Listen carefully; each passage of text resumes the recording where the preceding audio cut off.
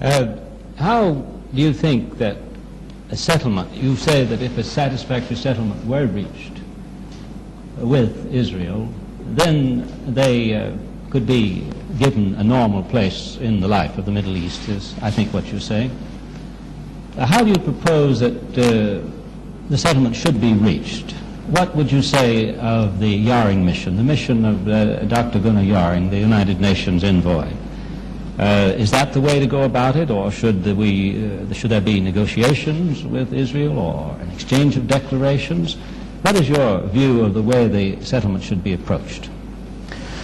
Well, of course, in order to reach peace, we have to give up, or the Israelis have to give up expansion. If they insist about expansion, there will be no peace. From the statements of all the Israeli leaders, they speak about expansion. Both Jerusalem, the Golan Heights, and parts from Sinai, and parts from the Western Bank. So if we want, or if the world community want peace, they must feel that peace don't mean expansion to any party. Then after that, Israel was created by the United Nations. So in order to achieve peaceful settlement, this must be through the United Nations. Through the United Nations? Yeah. Through the Yaring mission or through other means? Any means. It's the same. The Israelis, as you very well know, have repeatedly said that they want to sit down face to face with the Arabs. They prefer that method of approach, or keep saying that they do. What is wrong with that from the Arab point of view? I have just been in Paris, for example, where the United States is sitting down with the North Vietnamese and the Viet Cong. What is wrong with direct face-to-face negotiations? I might add that the negotiations in Paris are not proceeding very rapidly, but nevertheless they are going on. Well, of course, the question is different from the meetings of Paris. Now there is a nation, country with their armed forces occupying big part of the Arab territories, Sinai, the Western Bank of Jordan, the Golan Heights in Syria. So if we sit with them on a table to negotiate terms for peace, we'll be sitting on a table of capitulation. We'll be in the strong situation. And, well, they will ask, either we accept their terms, they will be in a position to dictate, or they will not leave the occupied territories. And, well, that's what they say today. They say today, either the Arabs do so and so and so, or will not evacuate the occupied territories. So, as I said, Israel was created by the United Nations. The United Nations was responsible about all these developments in this area, about all these troubles in this area. So we think better to have the peaceful settlement through the United Nations. Do you feel that a four-power guarantee of any settlement reached with Israel would be desirable? Do you want such a guarantee, or do you feel the need of such a guarantee? Well, I think if there is a guarantee to the settlement, we prefer to have this guarantee through the Security Council. The four powers are members in the Security Council. Would you, when you say a guarantee by the United Nations, would you envision then a restoration of some kind of United Nations force in this area? Well, of course, these are details. If we have United Nations forces in this area, these forces have to be according to our consent and according to the Israelis' consent. And we think that these United Nations forces have to be astride the borders. And, well, if there is peace really, if the Israelis agree to solve the two main problems, and the first main problem is the land, that is not to keep the occupied territory, and the second main problem is the people, the Palestinians. If they agree to give the Palestinians their rights according to the United Nations resolution, there will be no trouble in this area. There will be peace. So there will be no need to the international forces or any other means. You alluded there indirectly to something that might be of interest, and that is, you said that the United Nations force would have to be here by the agreement of the Arabs and the Israelis, and that they should be along the borders. I believe that this implies that you would not consider the demilitarization of the Sinai Desert, which is the largest part of Egyptian territory now occupied by the Israelis. Is that correct interpretation? We haven't said anything about the demilitarization of Sinai Desert.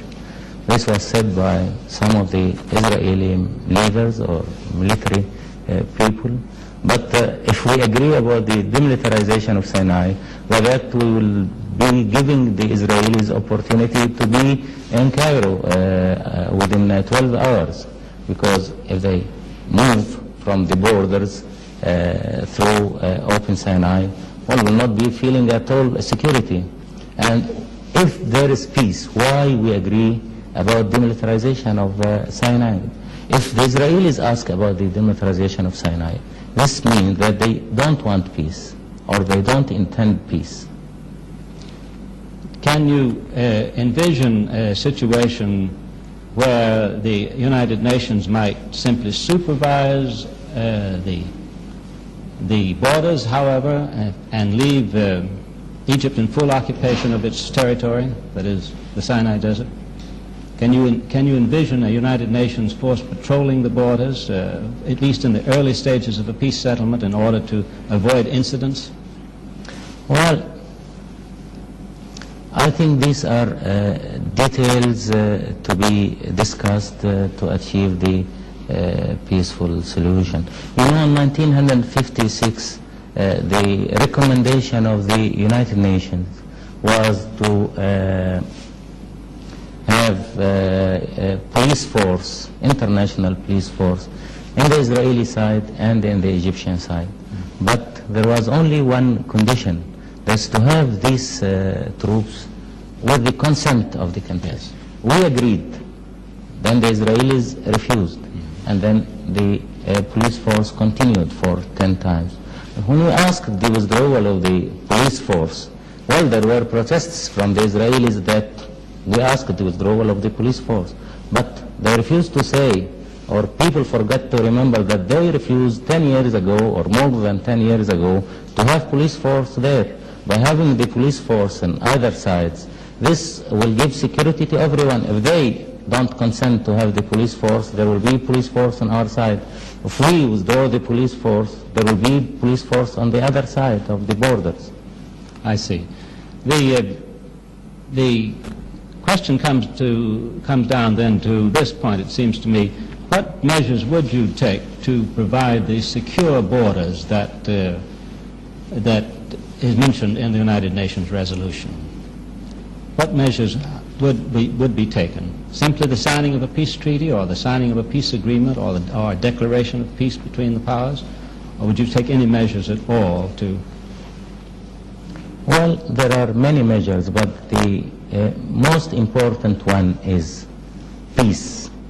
If there is a solution about the territory, about the withdrawal of the Israelis from all the occupied territory, and if there is also solution to the Palestinians' problem, and implement the United Nations resolution according to their rights and their homeland, well, there will be no problems after that.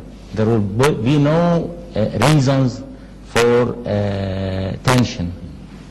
Is it realistic to expect, however, that Israel, which wishes to be and has constituted itself as predominantly a Jewish state, would accept a very large number of Arabs back into their territory?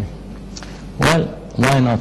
The Jews and the Arabs, the Christians and the Muslims were living here in the Middle East for centuries, for thousands of years. The Jews were living here in Egypt, and they are living here in Egypt, in spite of the propaganda which was used against us in your country, that we don't treat the Jews well. You can go all over the country and you can see the Jews. Some of them asked to leave the country, and we refused. We agreed, and then they refused to leave the country, and they said that they want to stay. We arrested Jews, about 80 Jews. But we arrested also, after the war, Muslims and Christians for the security of the country. The Israelis now are arresting more than 7,000 Arabs from the occupied territories and Gaza. So I want to say again, the Jews and the Muslims, the Christians, the Arabs were living here for centuries. As a matter of information, how many members of the Jewish community in Egypt are left now? How many are still remaining? We have here about 5,000 Jews. About 5,000? Yeah. And how many, you say, under detention now? 80? About 80, yes. There were more than that, but some have been released. Yes. So I want to complete my explanation. We are living together, and there was no hatred. We said that it is well known, but I think some people have forgotten that we and Jews are cousins. Moses was born here in Egypt. We were always living in very good conditions. So why the Muslims and Christians, the Arabs and the Jews don't live together? Then it seems to me that it might be impossible, granting the position of Syria, which has refused to enter into any kind of discussions at all on this matter, that a settlement might have to be reached between one or two of the Arab states in Israel. Is that conceivable to you? Is there any objection to that from your point of view? That agreement might be reached, for example, by Jordan with Israel separately, or by the United Arab Republic with Israel separately? You know, if we agree about solving or settlement this question between Egypt and Israel alone, this means the continuation of the occupation of the Arab territory in western bank of Jordan and the Golan Heights. Then when we speak about the withdrawal of the Israeli armed forces from the occupied territory, we mean the occupied Egyptian and Jordanian and Syrian territory. So if they only withdraw from one country and continue on the other countries, there will be no solution or settlement. And that is clearly not satisfactory to you. Yes, yes, of course, there must be a complete evacuation from all the Arab territories. We have often heard it said, and how true it is I don't know, I want to ask you, that no Arab leader, no Arab government could actually sit down at a table and negotiate with Israel and sign an agreement. Is that really the case? Well, I want to tell you something. On 1949, on February, well, we sat with the Israelis on a table, and there was a representative of the United Nations, Punch, and we agreed about arms. We know about the arms agreement of 49. What happened after that? The Israelis refused to implement the arms agreement, and they said this agreement is dead. These are the Israeli agreements, and that's why we insist about the United Nations agreement on securing any settlement. I believe that I'm interpreting you correctly when I say that, let me first state Israel's position in this matter, and I'd like to hear yours. Israel holds, I believe I'm correct in saying, that in order to establish the secure and recognized boundaries that are provided for in the United Nations resolution, that there need to be some adjustments in the borders in various places in what was formerly Palestine. Are the Arab states, or you personally, prepared to see any such adjustments? I'm speaking now of border adjustments, not of large areas of territory. Are you prepared to agree to such adjustments or not? Well, if you remember the Security Council resolution, it was said about secure and recognized boundaries, not for Israel, but for all countries. Now Israel is trying to give the impression that secure and recognized boundaries is only for Israel. So we have to reach agreement about secure and recognized boundaries in connection with the Israeli interests. But in the Security Council it was not mentioning the Israelis, it was mentioning all the areas. Then let me say something for you. Our borders were here for years and years, centuries. So how anybody could ask me to agree to give him adjustments in these borders, or on other way give him parts from our territory. If a peace settlement were reached with Israel, what would happen to the Arab commando groups that are now operating against the Israeli occupation forces? These groups, Al-Fatah and the others, I think, have said that they would not support the 1967 resolution of the United Nations. Would they be disbanded? Would they disappear? What, in your opinion, would happen to them? Well, first of all, we have to say something about these groups. These groups are formed from the Palestinians who were expelled out of their country by 1948. Those groups are composed of the Palestinians. Those in 1967, the rest of their country was occupied. All what those people want is to achieve their rights, to return back to their homeland. I told you, without solving the problem of the Palestinians and giving them their rights to return back to their land and the complete withdrawal of the occupied territory, there will be no peace. We'll be speaking about something which nobody will be able to fulfill. So if there will be peace, this means that the problem of the Palestinians will be solved. So there will be no big problem for them. You think that these groups would dissolve automatically or naturally? You know, peace, if we achieve peace, real peace, as I said, peace means the land and the people. If we solve the problem of the land by the evacuation, if we solve the problem of the people by giving them all their rights according to what was said by the United Nations resolution, well, there will be real peace. Well, then we should not worry about the Palestinians' commandos. Is American policy, to use Governor Scranton's phrase, which has now become so familiar, is American policy more even-handed in your view? Well, of course, the first thing which we feel that we are not dealing with Rostov brothers. Rostov brothers, I think you know them. One of them was in the White House, the other one was in the State Department. They were representing the point of view of Israel, not the point of view of the United States. Excuse me by saying that, but this was our impression. And also, you know, your representative in the United Nations by that time was defending Israel more than the Israeli representative. This was Goldberg.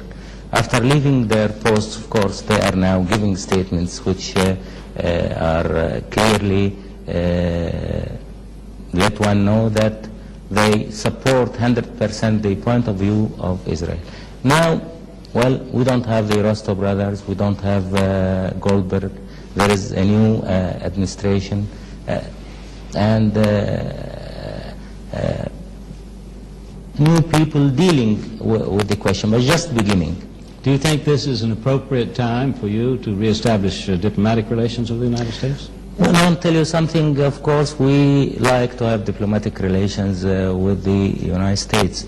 But of course, in order to have these diplomatic relations with the United States, there should be a change, of course.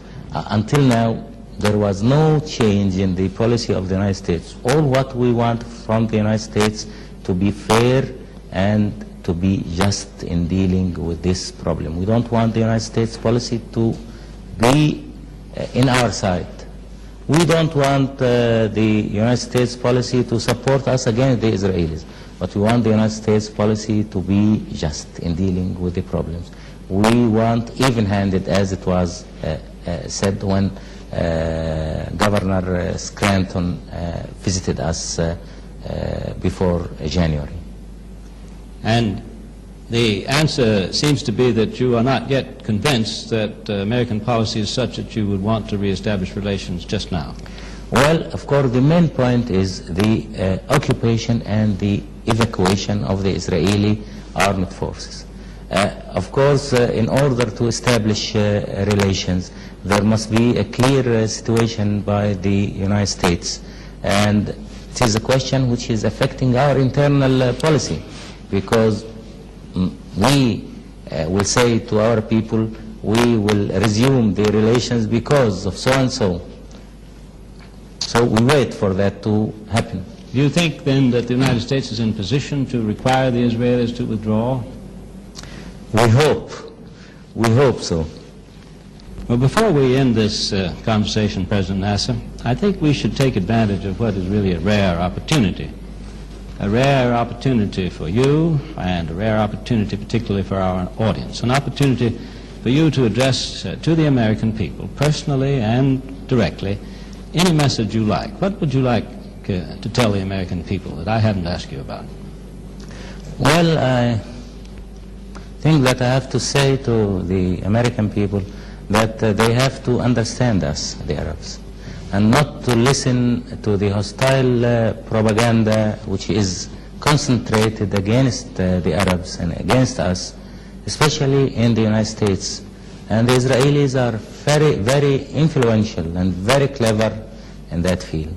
I want to say also to the United States people that the Arab people have great appreciation to the United States people, and while the Arab people are friendly people and they want to have the opportunities for good and better relations between the two peoples, there is no direct conflict between the United States and the Arabs. The only reason for conflict between the United States and the Arabs is the Israelis and the United States taking the sides of Israel.